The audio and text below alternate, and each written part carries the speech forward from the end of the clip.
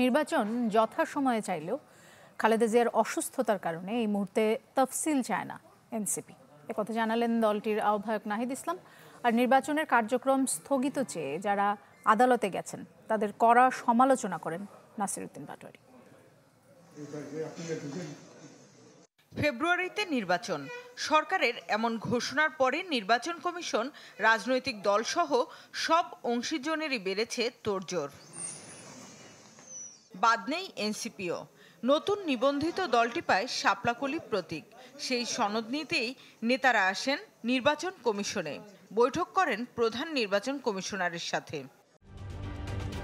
ঢালাইয়ে দৃঢ়তা, নির্মাণে নিশ্চয়তা, প্রিমিয়ার সিমেন্ট, ঢালাইয়ের রাজা। মিটিং ছিল আমাদের। বৈঠক শেষে নাসিরউদ্দিন পাটোয়ারী বলেন, গণভোটের প্রশ্ন আরো সুসংহত করার পরামর্শ দিয়েছে এনসিপি। যারা নির্বাচন পেছাতে আদালতে গিয়েছে তাদের বহুদলীয় গণতন্ত্র বিরোধী বলেও সমালোচনা করেন। বাংলাদেশে একটি দল কোর্টের মধ্য দিয়ে নির্বাচন কমিশনের ঘাড়ে বন্দুক রাখছে, তারা গুন্ডাতন্ত্র করছে সেখানে।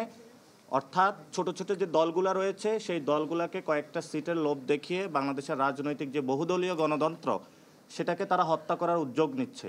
দলটির আহ্বায়ক বলেন, ফ্যাসিবাদ বিরোধী আন্দোলনের সহযোদ্ধা বিএনপি এই মুহূর্তে রাজনৈতিক সংকটে আছে, তাই যথাসময়ে নির্বাচন চাইলেও এখনই তফসিল চায় না এনসিপি।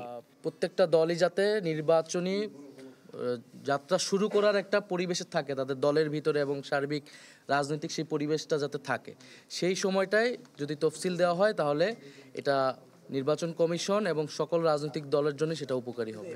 আমাদের এরকম কোনো দিনের বাধ্যবাধকতা কিন্তু বলে নাই। তারা 60 দিন, এটা 59 দিনও হইতে পারে, 61 দিনও হইতে পারে। নাহিদ বলেন, নির্বাচনে লেভেল প্লেইং ফিল্ড বজায় রাখতে হলে নিয়োগ প্রক্রিয়া রাজনৈতিক প্রভাব মুক্ত হবার বিকল্প নেই। যদি রাজনৈতিক প্রভাব এই বদলিগুলোর ক্ষেত্রে, নিয়োগের ক্ষেত্রে থাকে তাহলে নির্বাচনে কিন্তু এটা প্রভাব বিস্তার করবে। শামীমা সুলতানা, চ্যানেল 24, ঢাকা।